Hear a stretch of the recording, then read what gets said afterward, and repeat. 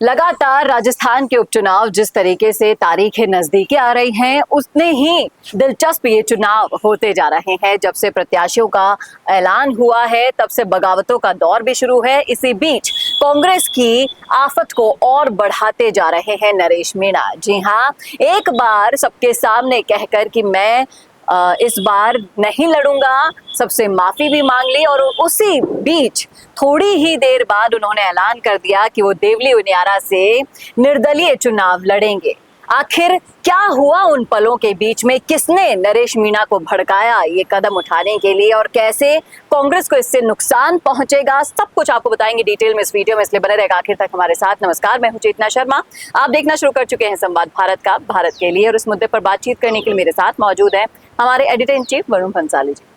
Varun sir, जिस तरीके से कांग्रेस ने पूरी तरह से मान मनौवल कर ली थी नरेश मीणा की, डोटासरा का भी बयान सामने आता है कि हमने उन्हें मना लिया था, लेकिन पता नहीं ऐसा क्या हो गया कि अचानक वो कूद पड़े फिर से रण में। तो एग्जैक्टली हुआ क्या होगा? क्योंकि इससे पहले हमने एक वीडियो के जरिए बताया था कि बेनीवाल और रविंद्र सिंह भाटी से संपर्क में चल रहे हैं नरेश मीणा, कुछ भी हो सकता है।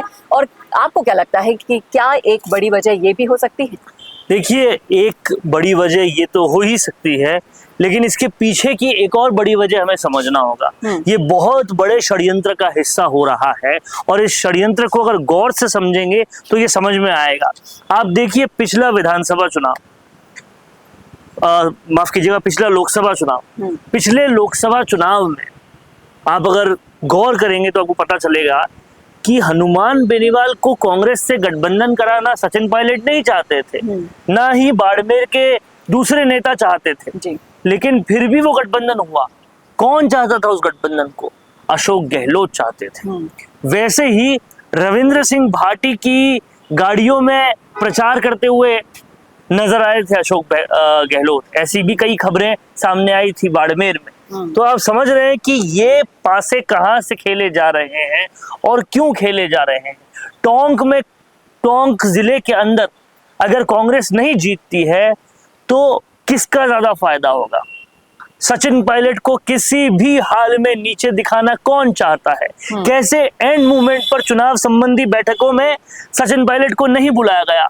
तो ये अशोक गहलोत की कारस्तानियां फिर से शुरू हो गई है और अशोक गहलोत की कारस्तानियां बैकड्रॉप पे चल रही है और सामने से रविंद्र सिंह भाटी और हनुमान बेनीवाल द्वारा भड़का के कांग्रेस का ही काम खराब किया जा रहा है। सचिन पायलट को निस्तोनाबूद करने के चक्कर में अशोक गहलोत लगातार कांग्रेस को दीमक की तरह खा रहे हैं और ये टोंक में सचिन पायलट को पटकनी देने का एक ऐसा गंदा कारनामा है जो उनकी खुद की पार्टी को ही खत्म कर रहा है। ये उन्हें समझ में नहीं आ रहा और नरेश मीणा इन सब में एक औजार, एक टूल बन रहे हैं इन सबके।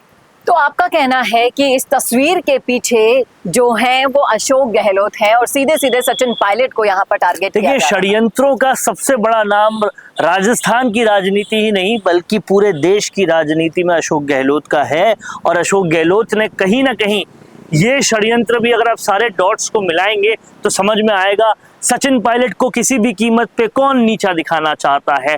टोंक से अगर कांग्रेस हारती है तो कौन नीचे देखेगा? क्योंकि देवली उनियारा है तो टोंक की सीट। हरीश मीणा किसके थे? सचिन पायलट के थे। तो यहाँ सचिन पायलट को भारी नुकसान होगा। अच्छा, दूसरी तरफ आप अगर हनुमान बेनीवाल को भी समझे तो सचिन पायलट के कैंप के लोग लेकर आए थे उमेदाराम बेनीवाल को, तो बदला सचिन पायलट से हनुमान बेनीवाल को भी लेना है।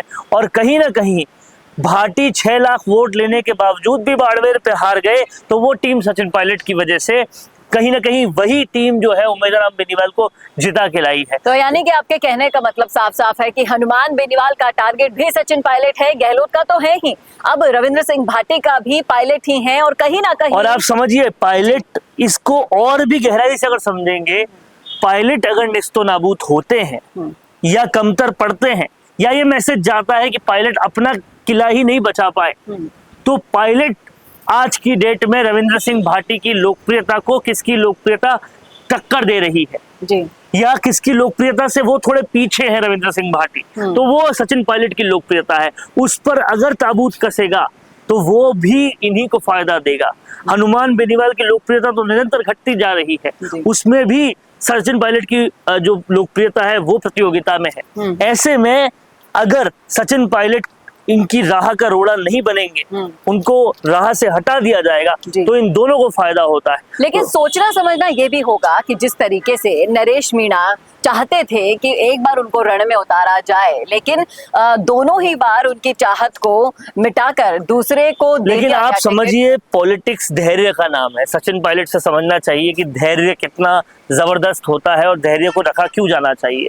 अब नरेश मीणा इनका टूल बनने के चक्कर में ये साबित कर बैठे हैं कि वो टिकट के भूखे हैं। टिकट नहीं मिला तो वो पार्टी के लिए विरोध में खड़े हो जाएंगे, कुछ भी विरोध में कर देंगे, और ये नरेश मीणा पर अब ठप्पा लग चुका है। लेकिन नरेश मीणा के साथ जो टैग जनता ने उनको दे दिया है, वो कहीं ना कहीं इसके साथ न्याय करते हुए दिखाई नहीं देते। जो छोटा किरोड़ी उनको कहा जाता है, किरोड़ी लाल मीणा की जो शख्सियत है उसके कहीं अड़ते हुए भी नहीं दिखाई देते। मैं आपको बताऊं, छोटा किरोड़ी भी तब कहा जाता था जब वो ये सब काम नहीं कर चुके थे, उससे पहले कहा जा चुका था।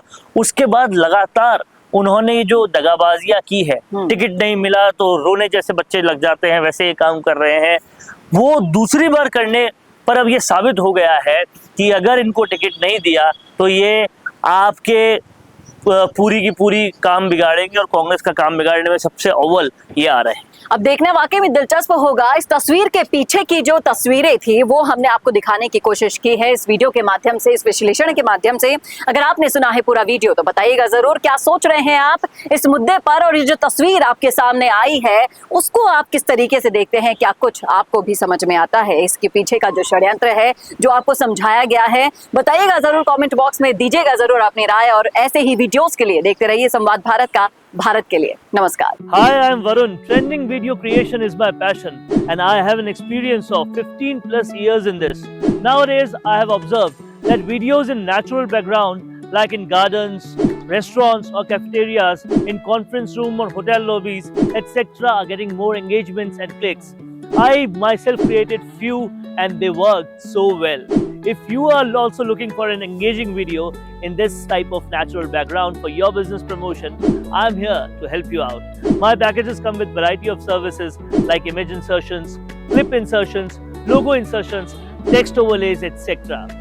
Go check them out now. Feel free to ask anything before ordering with me. Hope we join hands soon.